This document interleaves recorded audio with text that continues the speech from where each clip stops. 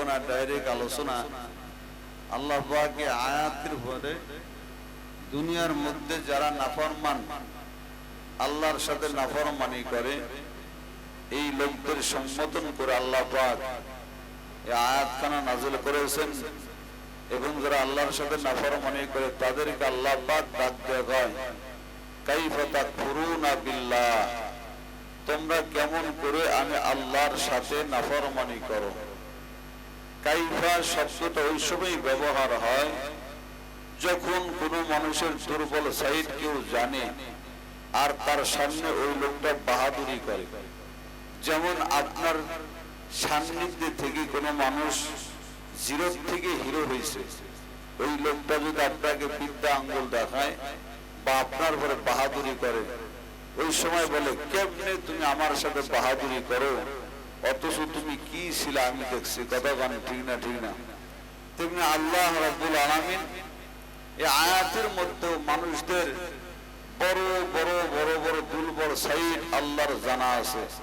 আমরা কি ছিলাম, কোত্থেকে আসলাম, এগুলো আল্লাহ পাক ভালো করেই জানে। বিদায়ী মানুষগুলো যখন আল্লাহর সাথে বাহাদুরি করে নাফরমানি করে, তো এই সময় আল্লাহ পাক কাইফা শব্দ ব্যবহার করেন, কাইফা তাকফুরুনা বিল্লাহ, তোমরা কেমন করে আমি আল্লাহর সাথে নাফরমানি করো। অপর আয়াতে আল্লাহ পাক বলেন, কুতিলাল ইনসানু মা আকফারা মিন আইয়ি শাইইন খালাকা মিন নুতফাতিন খালাকাহু ফাকাদ্দারা। আল্লাহর মার তোমাদের পরে পড়ুক যারা আল্লাহর সাথে নাফরমানি করো, অথচ তোমাদের জন্ম এক ফোঁটা নাপাক পানি দ্বারা তৈরি। কথা বলেন ঠিক না? ঠিক না? আমার আপনার জন্ম কি দ্বারা? আমি বক্তাও নাপাক পানি দ্বারা তৈরি, আপনারাও নাপাক পানি দ্বারা তৈরি, এমনকি দেশের প্রধানমন্ত্রীও নাপাক পানি দ্বারা তৈরি। কথা বলেন ঠিক না? ঠিক না? এই জন্য কোন মানুষের অহংকার করার সুযোগ নাই। এমন নাপাক পানি দ্বারা তৈরি, পেশাব করলে ওযু ভাঙে, গোসল ফরজ হয় না, কিন্তু এই পানি শরীর থেকে স্খলন হলেই গোসল ফরজ হয়ে যায়। কথা বলেন ঠিক না? ঠিক না? এই নাপাক পানি দ্বারাও হলো আমার আপনার জন্ম। আল্লাহ কি পারতেন না মানুষগুলারে ভালো পানি দা বানাইতে? জমজমের পানি দিয়ে আল্লাহ বানাইতে পারতেন কিনা? নদীর পানি দিয়ে আল্লাহ পাক বানাইতে পারতেন, পুকুরের পানি দিয়ে আল্লাহ পাক বানাইতে পারতেন, আটলান্টিক মহাসাগরের পানি দিয়ে আল্লাহ পাক মানুষদেরকে বানাইতে পারতেন। আল্লাহ পাক মানুষগুলারে পাক পানি দ্বারা বানাইলেন না, তার কারণ আল্লাহ ভালো করে জানি এই মানুষগুলা দুনিয়াতে যাওয়ার পর টাকা হলে টাকার গরম করবে, ক্ষমতা পাইলে ক্ষমতার বাহাদুরি দেখাবে, শক্তিধর হলে শক্তির ক্ষমতা দেখাবে। এই জন্য আল্লাহ পাক মানুষগুলা যাতে বাহাদুরি না করতে পারে, আল্লাহ পাক এই জন্য মানুষদেরকে নাপাক পানি দ্বারা বানাইলেন। কোন মানুষ যদি বান্দা বাহাদুরি করতে চায়, ওই বান্দা যেন পিছনের দিক তাকায়, ওই বান্দার অহংকার করার কোন সুযোগ নাই। আরো জোরে কোন ঠিক না? ঠিক না? কোন মানুষের অহংকার করার কোন সুযোগ নাই। যদি বান্দা পিছনের দিক তাকাও, আমার জন্ম নাপাক পানি দ্বারা তৈরি, এ বান্দা এদিক দিয়ে যদি বান্দা চিন্তা করো, কোনদিন তোমার অহংকার করার কোন সুযোগ নাই। এই জন্য আল্লাহ পাক বলেন, কাইফা তাকফুরুনা বিল্লাহ, বান্দা তোমরা কেমন করে নেমখারামি করো, কেমন করে তোমরা নাফরমানি করো। অকুনতুম আমওয়াতা, তোমরা ছিল প্রাণহীন, তোমাদের প্রাণ ছিল না, তোমরা ছিল হলো নিষ্প্রাণ। আল্লাহ পাক এই কথার দ্বারা বলেছেন, যখন আমি আপনার মায়ের রেহেমের মধ্যে ছিলাম, মায়ের পেটের মধ্যে ছিলাম, আল্লাহ পাক এই জায়গার কথাকে সম্বোধন করে বলে, বান্দা তোমরা কেমন করে আমি আল্লাহর সাথে নাফরমানি করো, অথচ বান্দা তোর মায়ের পেটের মধ্যে নিষ্প্রাণ ছিল, তোদের প্রাণ ছিল না। এরে বান্দা দুনিয়ার বড় ডাক্তার বৈজ্ঞানিক বলতে পারে না 17-18 সপ্তাহ পর ওই মায়ের মধ্যে ছেলে সন্তান না মেয়ে সন্তান, জীবিত না মৃত কোনো দুনিয়ার ডাক্তার বলতে পারে না। আল্লাহ পাক বলে বান্দা আমি আল্লাহ 17-12 সপ্তাহ পর তোর মায়ের রেহেমের মধ্যে রূহ দান করলাম, জোরে বলেন সুবহানাল্লাহ। আমি আল্লাহ রূহ দান করার পর এর আগে বান্দা তুমি জীবিত না মৃত কেউ বলতে পারে না, ছেলে না মেয়ে কেউ বলতে পারে না। এরে বান্দা একটুবার চিন্তা করো না, জন্ম তোমার নাপাক পানি দ্বারা তৈরি, মায়ের রেহেমের মধ্যে যখন ছিল ওখানেও বান্দা তুমি নাপাক পানি খাইতা, নাপাক খাবার খাইতাও। যেই জায়গার মধ্যে বাসস্থান মায়ের রেহেমটা বান্দা যেই জায়গার মধ্যে বসবাস, এর চতুর্থ সাইডে বান্দা নাপাক পানি, মায়ের পেশাবের পানি, মায়ের হায়াতের পানি, এই নাপাক পানির মধ্যে বান্দা তোমার বসস্থান। বান্দা মায়ের রেহেমের মধ্যে মা নাবির সাথে নাপাক খাইতাও, আবার নাপাক পানি দ্বারা বান্দা তোমার তৈরি। এরে বান্দা একটা বার চিন্তা করো, ও টাকাওয়ালা ভাই, ক্ষমতাওয়ালা ভাই, শক্তিওয়ালা ভাই, তোমার আমার অহংকার করার কোনো সুযোগ নাই। কথাগান ঠিক না? ঠিক না? এরে বান্দা 18 বা 17 সপ্তাহ পর যখন আল্লাহ পাক মায়ের রেহেমের মধ্যে রূহ দান করেন, তখন বান্দা তোমার দাম হলে আগে বান্দা তোমার কোনো দাম ছিল না। তার কারণ যার প্রাণ নাই তার কোনো দাম নাই। মা সন্তানকে ভূমিষ্ঠ করার পর যদি সন্তানের রূহ না থাকে, জীবিত সন্তান যদি দুনিয়ায় না আসে, সন্তানের কিন্তু দাম থাকে না। কথা বলেন ঠিক না? ঠিক না? এরে বান্দার রূহ থাকলে বান্দার দাম, রূহ নাই বান্দার দাম নাই। আল্লাহ পাক বলেন যখন আমি তোমার মায়ের রূহ দান করলাম, আল্লাহ তাই ফেরেশতা এই বান্দার নাভির সাথে এক সিমসি মাটি, ওই দুনিয়ার মাটি, যেই বান্দা দুনিয়া যাওয়ার পর বান্দার যেখানে শেষ সমাধি হবে, বান্দার যেখানে কবরস্থ হবে, দাফন হবে, কবরস্থানের এক সিমসি মাটি বান্দার নাভির সাথে মিশ্রণ করে দাও, যাতে করে বান্দা দুনিয়ায় যাওয়ার পর যেই জায়গার মাটি বান্দার নাভির সাথে মিশ্রণ করা হয়েছে সেই জায়গার মধ্যেই যেন দাফন হয়। জোরে বলেন না সুবহানাল্লাহ। এখন প্রশ্ন করতে পারেন, হুজুর আমাদের হিন্দু সম্প্রদায়ের মানুষের এত মানুষকে মাটিতে দাফন করে না, আগুনে পুড়ায়, ঠিক নেই? এরা তো মানুষদেরকে আগুনে পুড়ায়, মাটিতে দাফন করে না। আপনার কথার সাথে তো মিল নেই। বলে না না, হিন্দুরা যখন মানুষদেরকে আগুনে পুড়ায়, বান্দার অঙ্গ প্রত্যঙ্গ পুরো খাড়া খাড়া হলেও কিন্তু বান্দার নাভিটা আগুনে পড়ে না। ওই ছায়ের সাথে বান্দা ওই বান্দার নাভিটা যেই জায়গার মধ্যে রেখে দিবে, মনে করবেন আল্লাহ পাক ওই জায়গার মাটি বান্দার মায়ের রেহেমের মধ্যে দিয়েছিলেন। যেরকম সুবহানাল্লাহ। এরে আল্লাহর বান্দা, অনেক মানুষ পানিতে ডুবে মারা যায় না, যায় না। অনেক মানুষ বান্দার ট্রলারে বিদেশে যায়, আছে না নাই? অনেক মানুষ বান্দার ট্রলারে বিদেশে যায়, যেই মানুষটার বান্দার ট্রলারের মধ্যে মৃত্যু হয়, ওই বান্দাকে জানাজা দেওয়ার মতো একটা হুজুর রেখে দেয়। বান্দা যখন মারা যায় বিদেশের বাড়ি,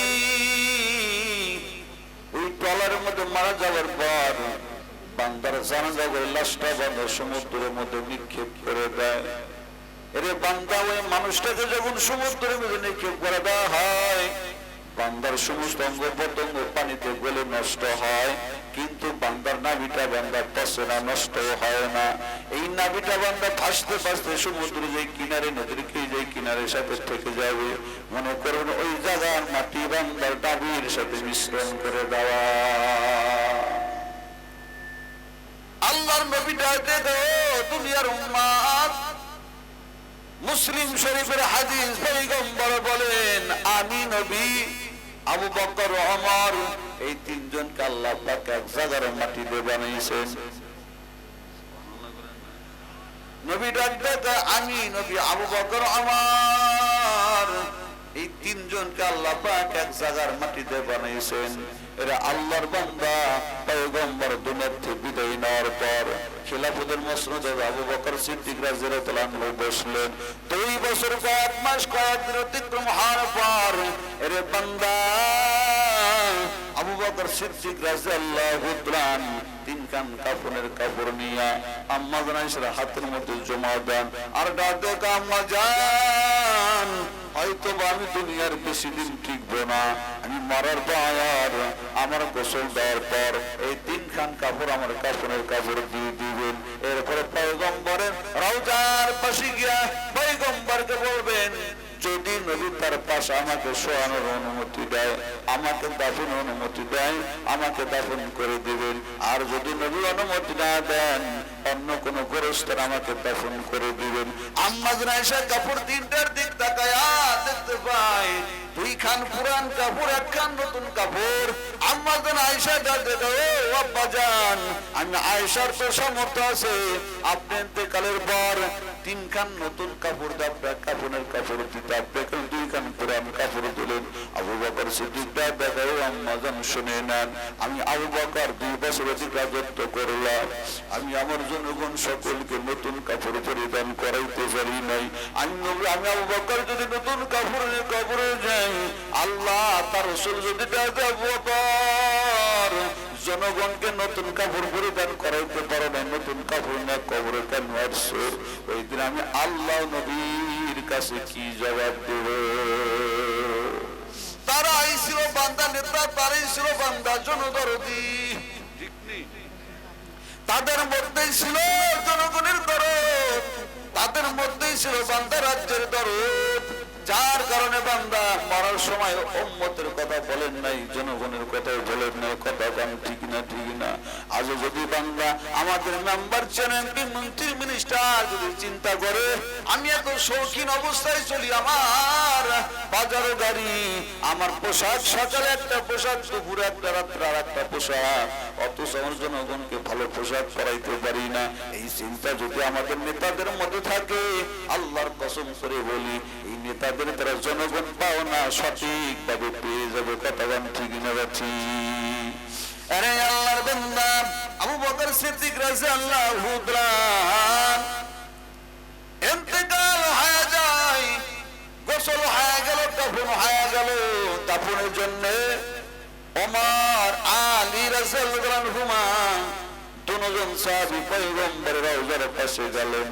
সালাম দেয়, আসসালামু আলাইকা ইয়া রাসূলুল্লাহ, ও পয়গম্বর নিয়ে আসি আপনার শ্বশুর আপনার বন্ধু আবু বকরকে, যদি আপনি অনুমতি দেন আপনার পাশে আবু বকরকে দাফন করে দেব, আর যদি অনুমতি না দেন অন্য কোন গোরস্থানে দাফন করে দেব। অমনি কবর থেকে জবাব, আদখুলুল হাবিব ইলাল হাবিব, বন্ধুকে বন্ধুর পাশে শুয়াইবা, অনুমতির প্রয়োজন নাই। এতদিন আবু বকর ছিল আমার দুনিয়ার সাথে, ওই গার ওই হীরার ওই গর্তের সাথী, মদিনায় যাওয়ার রাস্তার সাথী। আজ থেকে আবু বকর হলো আমার রওজা শরীফের সাথী।